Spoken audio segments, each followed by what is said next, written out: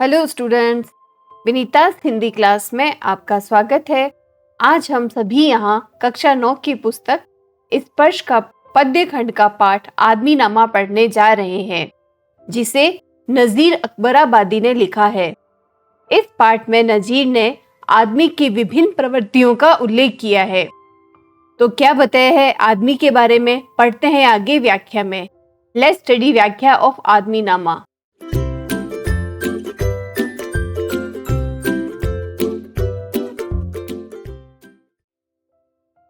सबसे पहले हम पढ़ेंगे नज़ीर अकबराबादी जी का जीवन परिचय।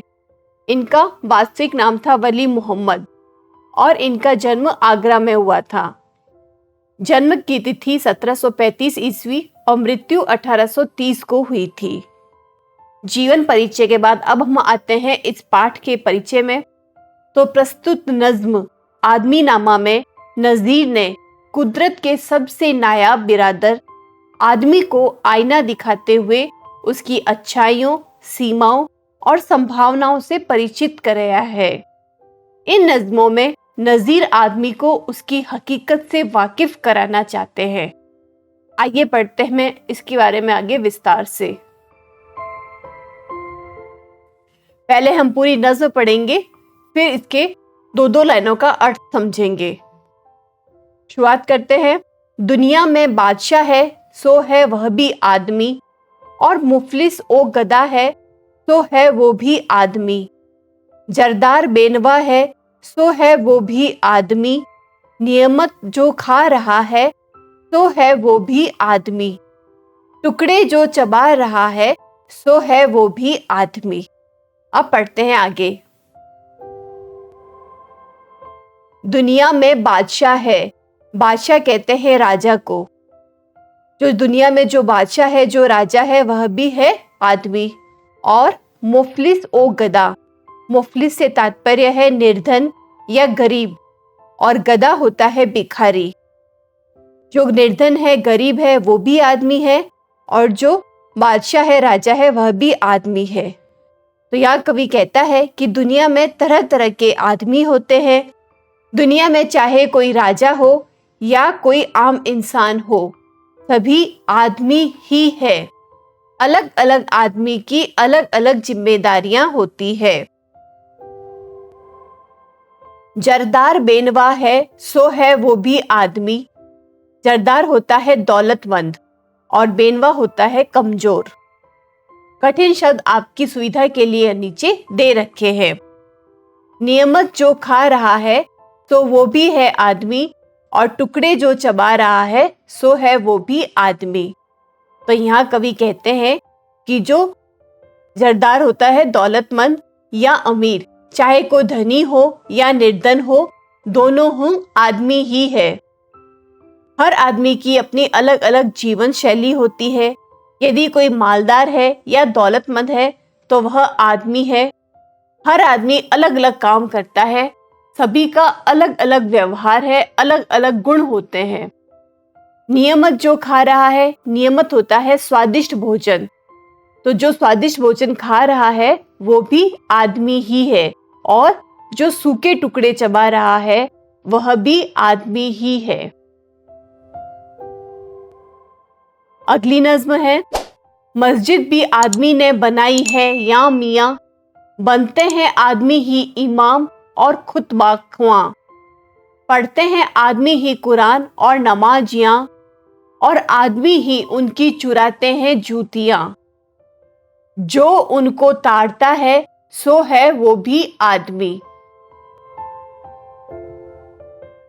तो यहाँ आदमी को कवि आईना दिखाते हुए कहते हैं कि मस्जिद भी आदमी ने बनाई है या मियाँ, और बनते हैं आदमी ही इमाम और खुतबाखियाँ, कि जिसने मस्जिद बनाई है और नमाज और कुरान को बनाने वाले भी आदमी ही है।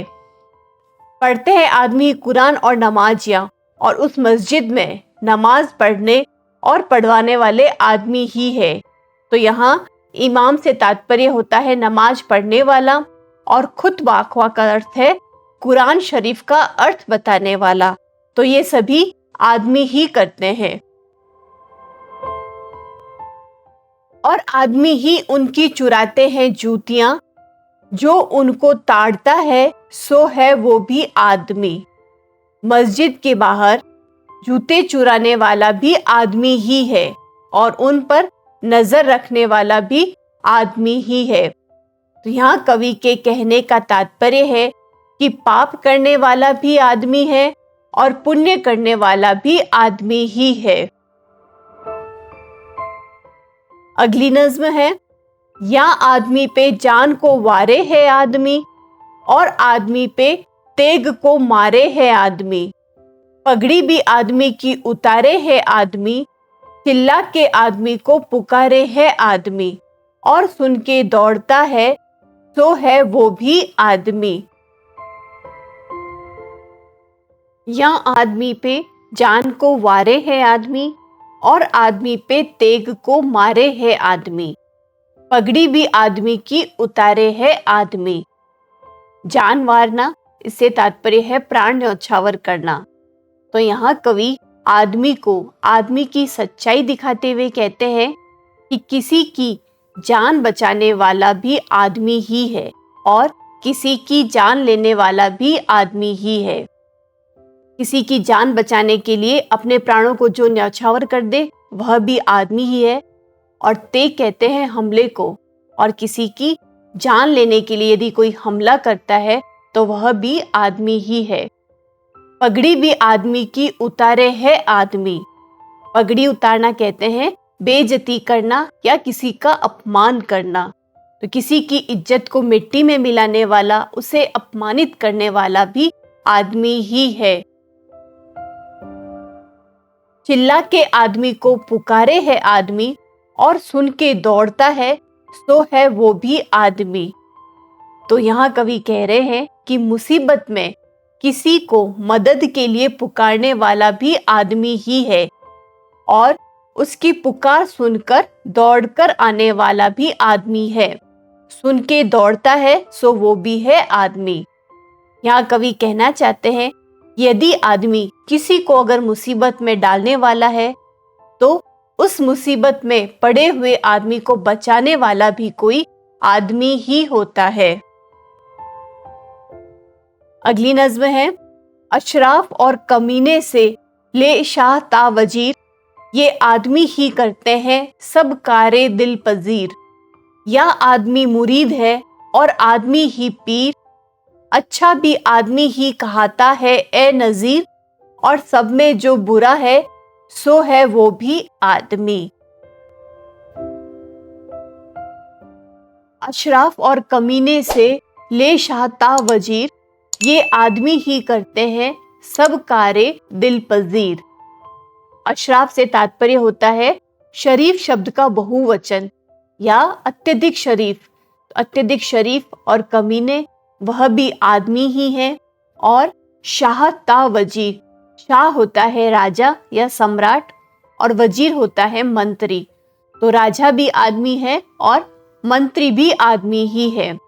तो शरीफ से लेकर कमीने तक सभी आदमी हैं और राजा से लेकर मंत्री तक भी सभी आदमी ही है। ये आदमी ही करते हैं सब कारे दिल पजीर। कार्य होता है काम या कार्य, और दिल पजीर जो दिल को अच्छा लगे। तो कवि आगे कहते हैं कि वह आदमी ही है जो किसी दूसरे आदमी के दिल को खुश करने वाला काम करता है। या आदमी मुरीद है और आदमी ही पीर, अच्छा भी आदमी ही कहता है ए नजीर, और सब में जो बुरा है तो है वो भी आदमी। मुरीद से तात्पर्य होता है भक्त या शिष्य या किसी चीज को चाहने वाला, और पीर होता है धर्म गुरु या संत को कहते हैं। तो वह आदमी ही है जो संसार में संत की भूमिका निभाता है, और वह भी आदमी ही होता है जो कि उस संत का मुरीद हो, भक्त हो। आगे कवि कहते हैं कि जो सबसे बुरा है वह भी आदमी है और जो सबसे अच्छा है वह भी आदमी ही है। स्टूडेंट, हमने इस व्याख्या में पढ़ा कि ईश्वर ने सबको आदमी ही बनाया है, परंतु अपने कार्यों की वजह से जो कि किसी अन्य आदमी के लिए सहानुभूति रखता है या सद्भावना का भाव रखता है, वह संत हो जाता है। परंतु जो कि मन में बुरा भाव रखता है, मदद नहीं करता है किसी की, वह बुरा आदमी बन जाता है, वह शैतान बन जाता है। उम्मीद है आपको यह वीडियो अच्छा लगा होगा। अगले वीडियो में हम इसके प्रश्नोत्तर करेंगे, तो हमसे जुड़े रहिए। वीडियोस को लाइक करें, शेयर करें और चैनल सब्सक्राइब भी करें। Thank you and all the best.